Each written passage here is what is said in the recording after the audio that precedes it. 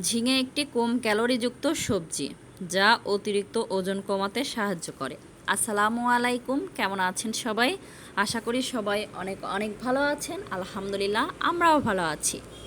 তো আজকে রান্না করব ঝিঙে দিয়ে মাছের পাতলা ঝোল, সাথে আলু দিয়েছি।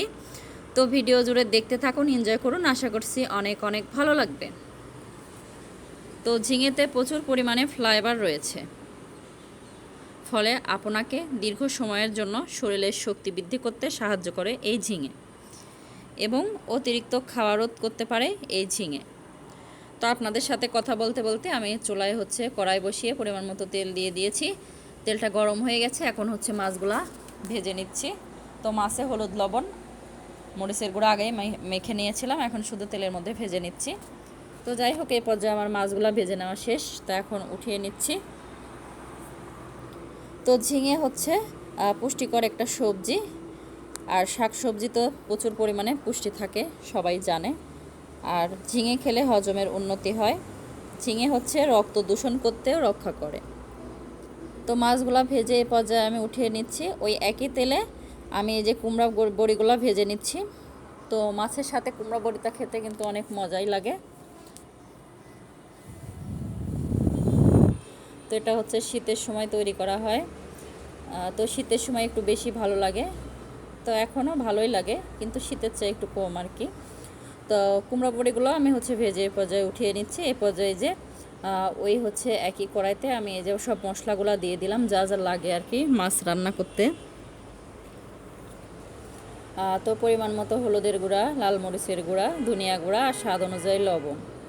তো সব কিছু আমি পরিমাণ মতো দিয়ে এখন নেড়ে চেড়ে মিক্স করে একটু তেল ওঠা পর্যন্ত অপেক্ষা করব। তারপরে আমি এই যে ঝিঙে আলু আগের থেকে কেটে নিয়েছিলাম, তো এটা দিয়ে দিচ্ছি। তো ঝিঙেগুলো খুবই ফ্রেশ ছিল। তো এখন ঝিঙের সাথে সবজি সহ, সবজি বলতে আলু দিয়ে আমি মশলার সাথে একটু সময় নিয়ে কষিয়ে নিচ্ছি। আর এই যে বড়ি দেখিয়ে দিলাম, ভেজে নিয়েছিলাম, তো এই পর্যায়ে এসে দিয়ে দিচ্ছি। তো ঝিঙে যেহেতু সিদ্ধ হতে খুব বেশি সময় লাগবে না, এজন্য কুমড়ো বড়িগুলো আগে দিয়ে দিলাম। তো নেড়ে চেড়ে একটু ভাজা ভাজা করে তারপরে আমি এর মধ্যে ঝোলের পানি দিয়ে দেব।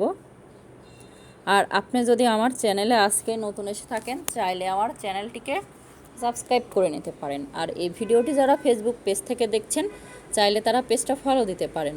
আর আপনি যদি অলরেডি সেই কাজটি করে থাকেন, তো আপনাকে জানাই অসংখ্য ধন্যবাদ। তো আমি এ পর্যায়ে 2টা টমেটো কেটে নিয়েছিলাম, পাকা টমেটো, এখন দিয়ে দিলাম। দিয়ে একটু নেড়ে চেড়ে ঝিঙের সাথে কষিয়ে নিচ্ছি। তো যেহেতু কষিয়ে নেওয়া শেষ, তা এখন এই যে ঝোলের পানি দিয়ে দিচ্ছি পর্যাপ্ত পরিমাণে। তো খুব বেশি পানি দেওয়ার প্রয়োজন নাই, অল্প সামান্য পরিমাণে দিলেই হয়ে যাবে, যেহেতু ঝিঙেটা সিদ্ধ হতে সময় লাগে না, খুবই নরম একটা সবজি।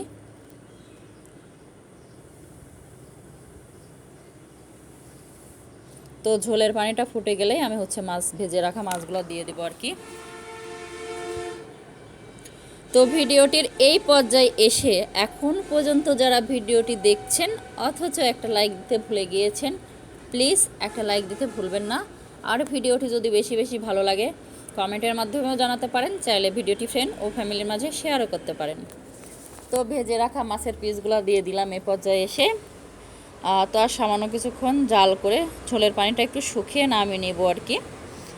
তো খুব সহজেই তৈরি হয়ে গেল আমার ঝিঙে আলু, কুমড়ো বড়ি, টমেটো দিয়ে মাছের পাতলা ঝোল। এটা ছোট বড় সবাই পছন্দ করবে, খেতে কিন্তু অনেক মজা হয়। তো গরমের সময় এরকম ঝোলের তরকারি খেতে তো আরও বেশি ভালো লাগে। তো ভিডিওটি প্রথম থেকে শেষ পর্যন্ত দেখার জন্য সবাইকে ধন্যবাদ। আল্লাহ হাফেজ, আসসালামু আলাইকুম।